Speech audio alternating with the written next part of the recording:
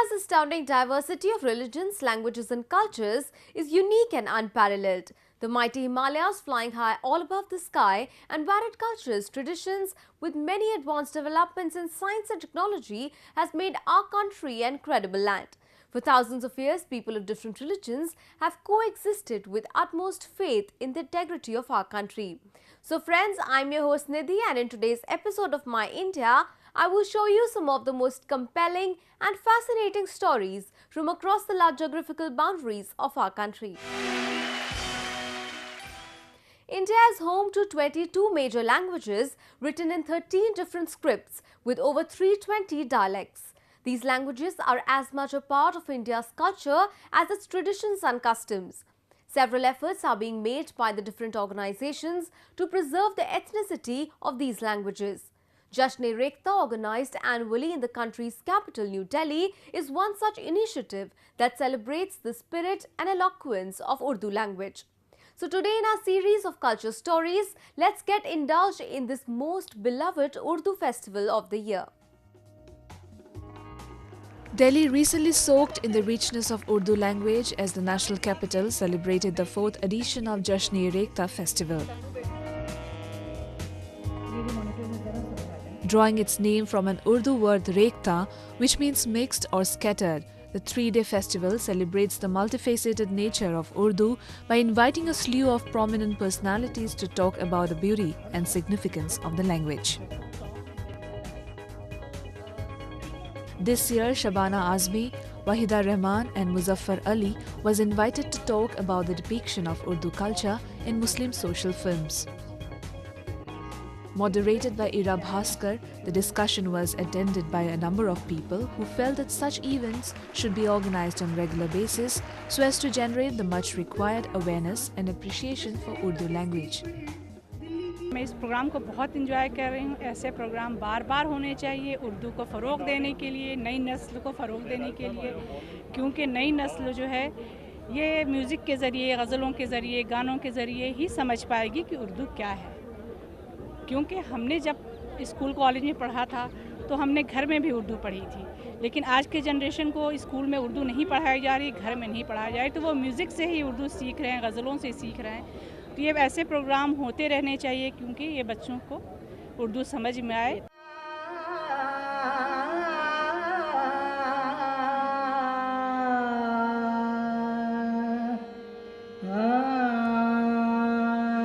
This was then followed by a musical rendition by Shubha Mudgal, whose narration was done by Sohail Hashmi.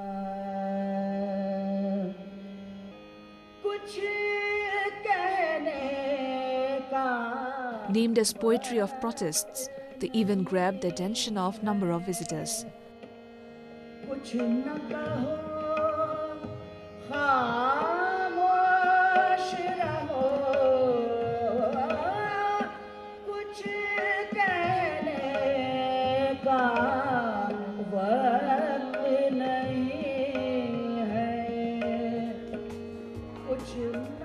Besides this, a Rekhta Bazaar was also organized to revive the old world charm through a number of stalls that displayed the antiquities from Old Delhi, handicrafts as well as an elaborate book exhibition.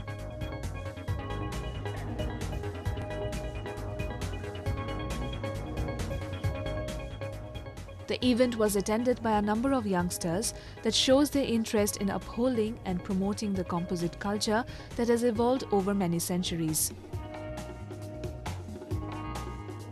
ये जो event में हम लोग आए हैं, मैं last continuously every year मैं आती हूँ यहाँ पर, मेरी फैमिली आती है, मेरे पेरेंट्स भी आए हुए हैं। और ये जो इवेंट है जश्न-ए-रेख्ता, ये हम लोगों को बहुत ज़्यादा एक अच्छी फीलिंग देता है, एक टच करता है, क्योंकि जो उर्दू लैंग्वेज को सब लोग एक देखते हैं कि ये सिर्फ मुस्लिम्स के लिए है, ऐसा नहीं है। ये इंडियन लैंग्वेज है, इंडिया में ही ये स्टार्ट हुई है और लोग इसको धर्म से जोड़ देते हैं, जिसके वजह से इसको बहुत ज़्यादा नकारा जाता है। तो इस टाइप के अगर और इवेंट्स भी होते हैं तो मेरा मानना ये है कि यूथ में इसका इंटरेस्ट बढ़ेगा, क्योंकि ये हमारी अपनी लैंग्वेज है, हम लोगों को इसको और ज़्यादा सीखना चाहिए।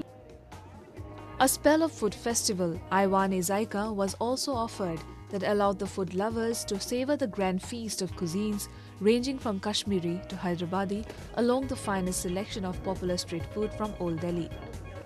India's former External Affairs Minister Salman Khurshid was also seen relishing the dishes along with the other visitors. Those who are unfamiliar with the dimension of culture that we have, the multidimensional cultures that we have, for them to discover something and to realize that this is very pleasant, very pleasing, and it's very productive. So in terms of nation building, attitudinally, philosophically and spiritually, there can't be anything better than this event. Since its debut in 2015, the festival of Jashn-e-Ekta has grown to become one of the largest literary and cultural events of the country by providing an open platform to a number of Urdu lovers and enthusiasts to share their poetry and stories.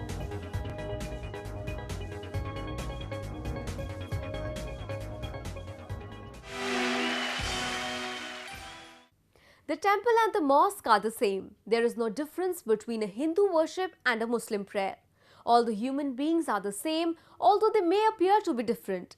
This quote of Guru Gobind Singh has taken a practical shape at a shrine situated in the Raipur city of Chhattisgarh. Being thronged by the people of all religious communities, this shrine has become a perfect example of communal harmony.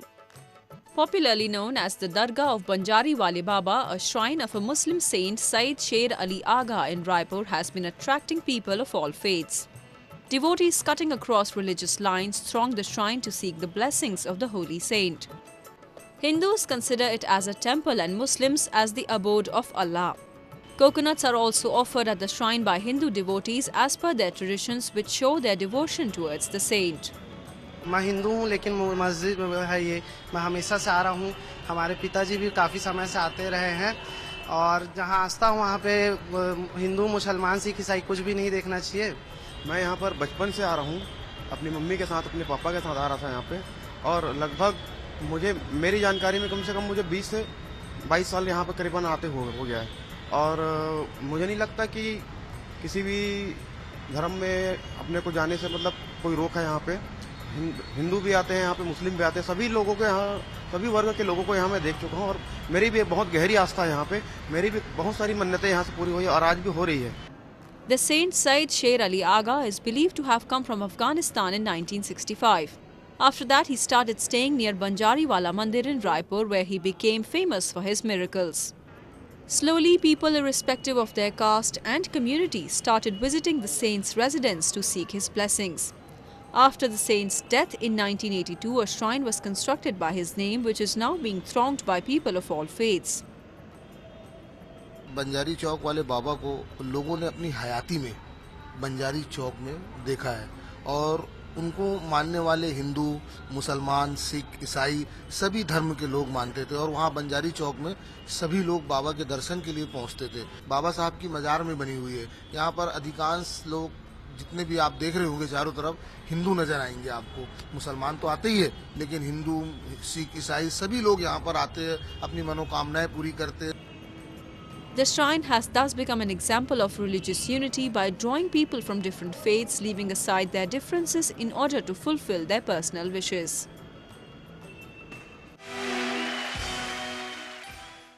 Now a roundup of some of the major stories that made news recently.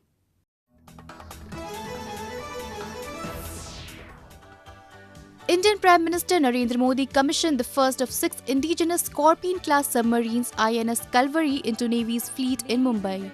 INS Kalvari, which will be the most modern non-nuclear submarine in the Navy, is powered by a technology that ensures an extremely silent diesel-electric motor, making it very difficult to detect underwater.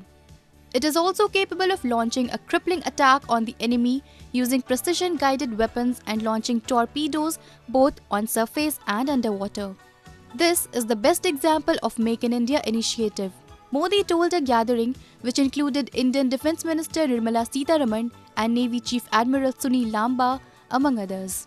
नौसेना के बेड़े में कलवरी का जुड़ना रक्षा क्षेत्र में हमारी तरफ से उठाया गया एक बहुत बड़ा कदम है। इसे बनाने में भारतीयों का पसीना लगा है, भारतीयों की शक्ति लगी है।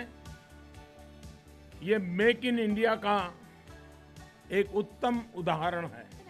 INS Calvary was also the name of the very first submarine that was commissioned into the Indian Navy in December 1967. It was a Foxtrot class submarine. The Scorpions are being built by the state-owned Mazgaon Dockyard Limited under Project 75 of Indian Navy with transfer of technology from French naval contractor DCNS. The remaining 5 will be delivered to the Navy by 2020. India's submarine arm is down to 13 vessels, only half of which are operational at any time, and is falling rapidly behind China, which is expanding its maritime presence in the Indian Ocean. The Indian government has approved the acquisition of the next generation of submarines beyond the Scorpion in a project estimated at $8 billion. DCNS has expressed an interest in that project, as has Russia and Germany's ThyssenKrupp Marine Systems. Prisons Department in India's Southern Tech Hub of Hyderabad has launched a drive to make the city beggar-free, reviving an initiative first undertaken in 2016. As part of the initiative, beggars are identified and rehabilitated in 2 shelter homes in local prisons. While there is a shelter home for male beggars in Chanchalguda prison, there is one for female beggars in Chellapalli prison of the city. At these beggar homes, the inmates are provided with all facilities including comfortable beds, 3 meals in a day and an option to watch television. Their food is much better than prisoners' diet, and we are spending 90 rupees per day per head for each beggar, and they will be given breakfast in the morning, and lunch and dinner, and we are giving 2 times egg in the Tuesday and Friday, and 1 time non-veg on Sundays. The Inspector General of Prisons Department Narsimha said that the drive has started with the aim to remove beggars from the city. He also refuted media reports claiming that the drive was initiated in the run-up to the visit of US President Donald Trump's daughter Ivanka Trump to the city. So far, 287 male beggars and around 150 female beggars have been brought to these shelter homes. Under the scheme, anyone providing information to prisons' control rooms about beggars will be rewarded with a cash prize of Rs 500.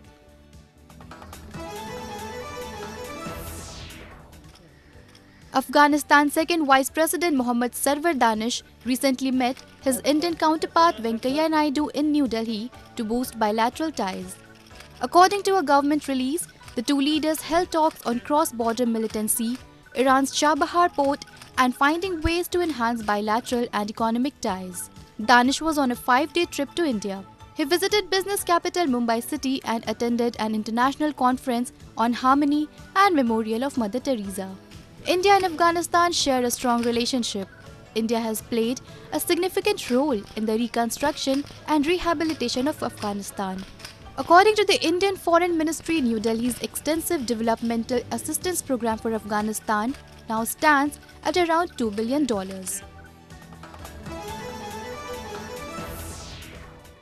Bollywood actress turned author Soha Ali Khan launched her first book, The Perils of Being Moderately Famous in India's entertainment capital, Mumbai.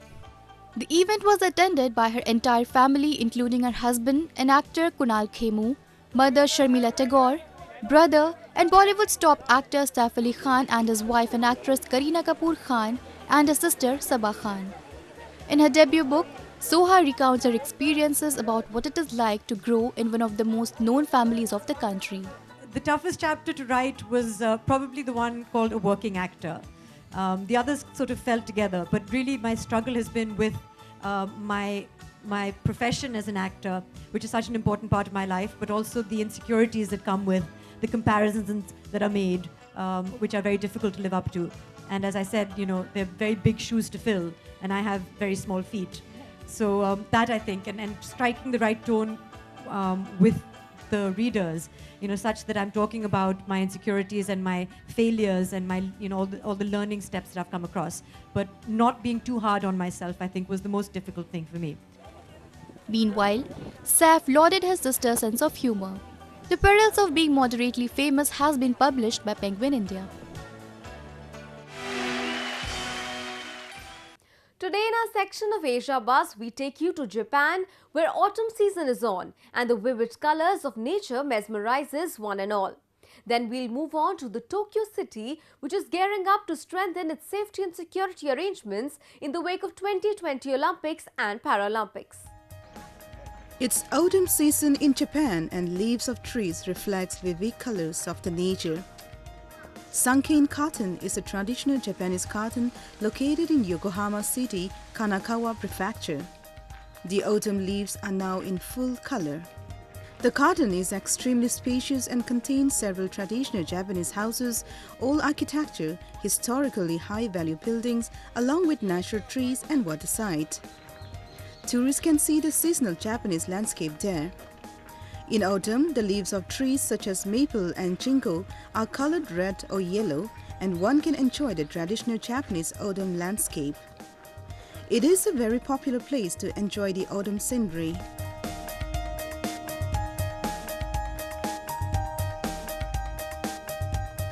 Today もいいお天気で紅葉もすごく綺麗な公園なので。秋にそうだね、良かったなと思って、本当にちょうど紅葉がいい。横浜はですね、やはり都会ですので、こちらに見えますと、やはり一気に大自然が広がりますので、やはりリラックスした中でですね、こういった庭園とか、あとは建物とか、もちろん紅葉とかですね、そういったものに触れられるっていうのは非常に皆さん喜ばれるところのようですね。海外からも非常にいい評価の口コミが多くてですね、高評価を得ているんだなというところが実感できますね。The garden has popular shooting spots including the historic Japanese houses and promenades along the little valleys. A lot of photographers visit the place to take pictures of traditional Japanese houses with autumn leaves and beautiful autumn leaves scattered under the sunlight coming through the trees along the promenade. It's actually first time for me to see these leaves because in Philippines there's no autumn or winter, so I think it's a very great opportunity to see this garden. 園内にはボランティアガイドがおりまして、英語を中心としたガイドサービスも提供しておりますし、QR コードなどでですね、外国語の情報も、取得できるようなそういう設備もございます。また、フリー Wi-Fi ももちろんありますので、非常に、ご利用しやすい環境ですね。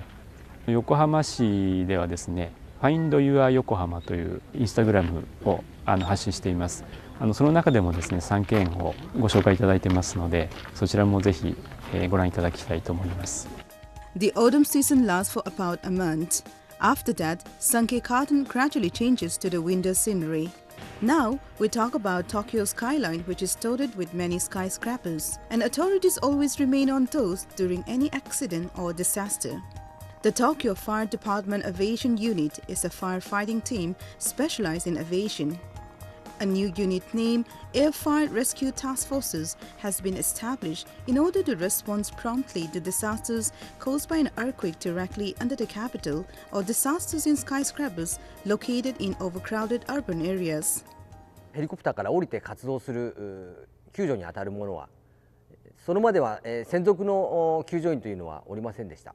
活動を見直す機会がありまして、専属の航空隊に救助員を配置するべきだということで、約30年前に救助に当たる人間が配置されました。でその頃人数が少なかったんですけども、平成28年1月に我々エアハイパーができまして、人数が大幅に増えております。救急ヘリ1年通じてですね、200件から250件ぐらいは出ております。これは通常の災害ですので、今のところ部隊を投入してという活動は今のところまだございませんが、今までの少ない救助員で当たっていた時代に比べるとですね、技量の持っている隊員をですね、大量に短時間で投入できるというところは大きく進歩したところだと思います。Air Fire Rescue Task Forces will move quickly and accurately using the special helicopter. The helicopter it is loaded with special equipment and facilities. The camera and video transmission, the rescue hoist system, the fire attacker for spray water and so on. Also, the team can rescue using some special stretchers and an emergency bag containing equipments to help the patient. Members of the unit also helped in overseas disasters like Bangladesh cyclone disaster, Indonesian forest fire, Sumatra Andaman earthquake. 航空隊のヘリコプターですね、海外にも何回か行っております。日本からヘリコプターを持ってくるのにヘリコプターで直接その場所まで飛んでいけませんので、一回輸送機にヘリコプターをばらす感じでですね乗せて向こうの現地に行って組み立てを行ったりしているところを見て、日本人はすごいと行った先の国でレッドエンジェルと呼ばれて、非常に称賛されたというふうに聞いております。江東航空センターの方にですね視察に来られまして、使っている資機材だとか、ヘリの機内の様子だとかをですね、持ち帰ったようでした。ベトナム、あと香港、あとアメリカの方が来られております。 Air Fire Rescue Task Forces continued disaster relief not only in Tokyo but also in countries around the world.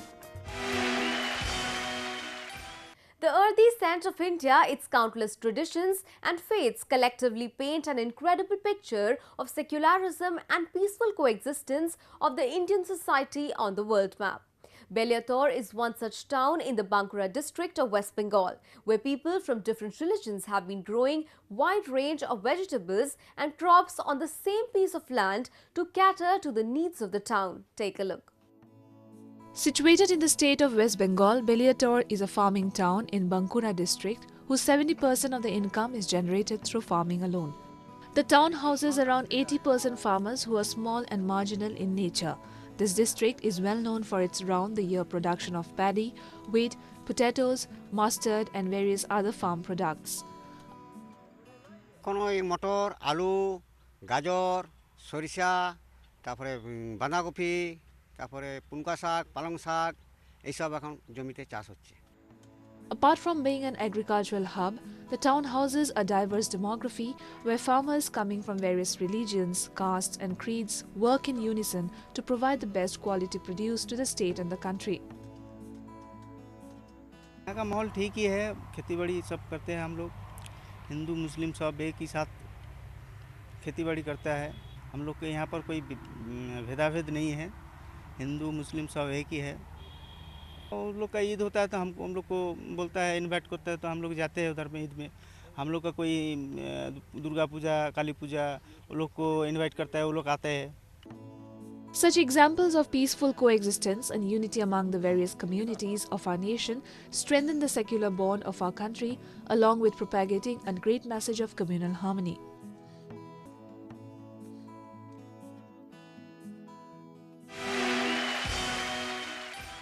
In the last 1 decade, technology has revolutionized the world. From moving objects in warehouses to providing customer service, robots are becoming new comrades to assist their human friends. So in this episode of My India, we are taking you to a unique restaurant in Chennai where food reaches your table not by human but a humanoid. First of its kind in the country, a restaurant in Chennai has brought in robot waiters, attracting a lot of customers. The restaurant formerly known as Momo was relaunched as Robot after the founding partners Venkatesh Rajendran and Karthik Kannan decided to bring in technology to its customers.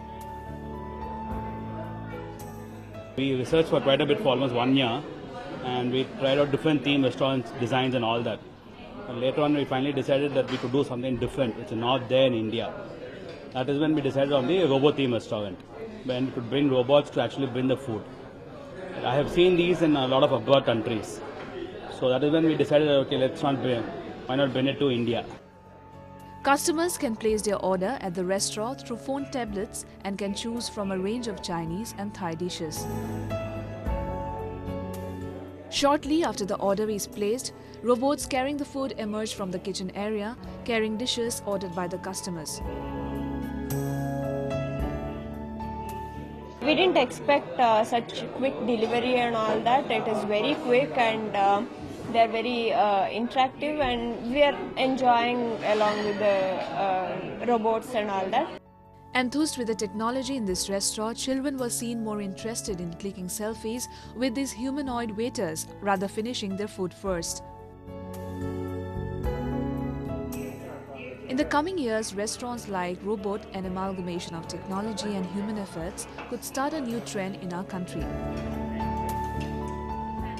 In India, I went to many restaurants, but now I'm so happy because many robots are serving me lots of food, and now it makes me so happy.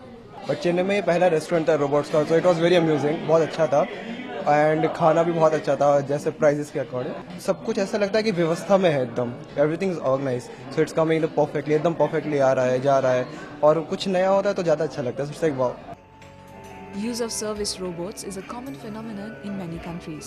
The demand for service robots is expected to accelerate in the next 3 years as robots are becoming popular for domestic use in India and across the world.